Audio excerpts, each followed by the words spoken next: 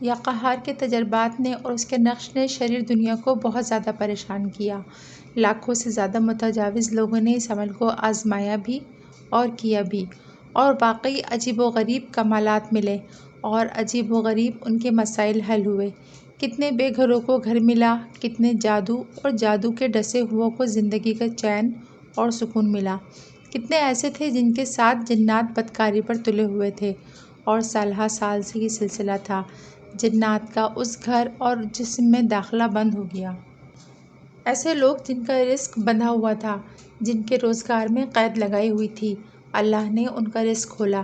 لیکن جو سب سے زیادہ پریشان کرنے کی ترتیب بنائی وہ شریر جنات نے بنائی، اور ایسے بنائی کہ میں بیٹھا ہوا تھا، ایک آگ کا بہت بڑا شعلہ میری طرف آیا۔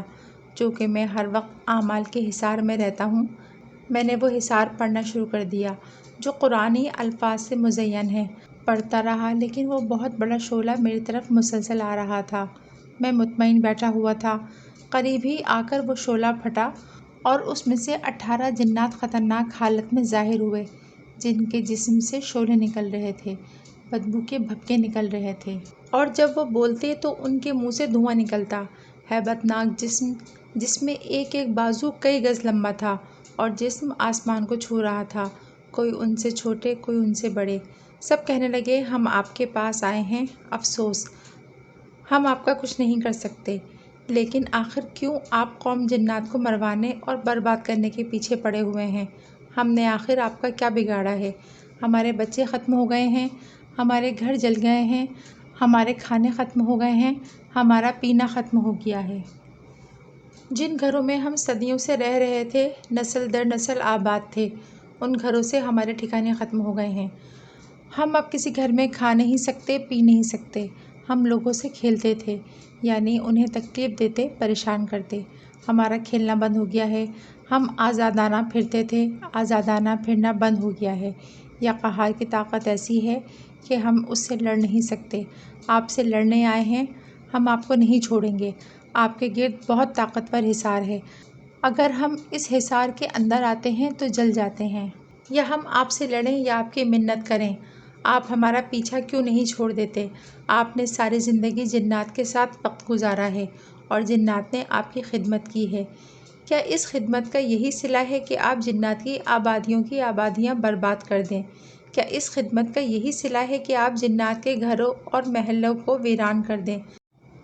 دھماکہ دار اور شعلہ دار گفتگو جو عام آدمی اگر تھوڑی سی بھی سن لے، دل و دماغ پھٹ جائے، منہ اور ناک سے خون بہنے لگے اور زندگی کی بازی ہار جائے۔ میں مسلسل سن رہا تھا اور وہ چیخ چیخ کر کہہ رہے تھے، کہنے لگے، ہم تمام جنات کی طرف سے آپ کے پاس قاصد بن کر آئے ہیں، آج کچھ فیصلہ کر کے ہی جائیں گے، ورنہ ہمارا کچھ نہیں بچتا۔ میں تحمل اور بردباری سے ان کی باتیں سنتا رہا۔ جب ان کی بات ختم ہوئی تو میں نے ان سے عرض کیا، کیا آپ مسلمان ہیں؟ کہنے لگے، نہیں، ہم عیسائی ہیں۔ میں نے کہا کہ عیسیٰ علیہ السلام کی تعلیمات میں امن ہے۔ عیسیٰ علیہ السلام کی تعلیمات میں تو یہ ہے کہ اگر کوئی ایک تھپڑ مارے تو اس کے لیے دوسرے رخسار کو پیش کر دو، نہ لڑو، نہ مقابلہ کرو، بلکہ درگزر کرو، معاف کرو۔ بائبل کی ساری تعلیمات امن کی تعلیمات ہیں، رواداری کی تعلیمات ہیں، درگزر کی تعلیمات ہیں۔ اس موضوع پر میں نے ان سے تقریباً آدھا گھنٹہ بات کی۔ میں بات کر رہا تھا، ان کے جسم اور چہرے کی کیفیات بدل رہی تھی، ان کے شعلے کم ہو رہے تھے، ان کا دھواں کم ہو رہا تھا، ان کی سختی نرمی میں بدل رہی تھی، ان کے جسم کی جنبش، دھماکے، تھر تھراہٹ میں کمی ہو رہی تھی، دل کی دنیا بدل رہی تھی۔ میری بات سننے سے پہلے میرے کہنے پر نہیں بیٹھ رہے تھے، ان میں سے ایک بیٹھ گیا، پھر دوسرا بیٹھ گیا، پھر تمام بیٹھ گئے۔ میں نے اپنی گفتگو جاری رکھی، پھر میں نے ان کے لیے کھانے پینے کی چیزیں منگوائیں۔ پھر میں نے ان سے کہا، آپ کیوں لوگوں کے دلوں میں اپنی ذات کے لیے نفرتیں ڈالتے ہیں؟ لوگوں کو کیوں تنگ کرتے ہیں؟ کیا یسوع مسیح کا یہی مذہب تھا؟ ہرگز نہیں۔ پھر قیامت کے دن کیا جواب دو گے؟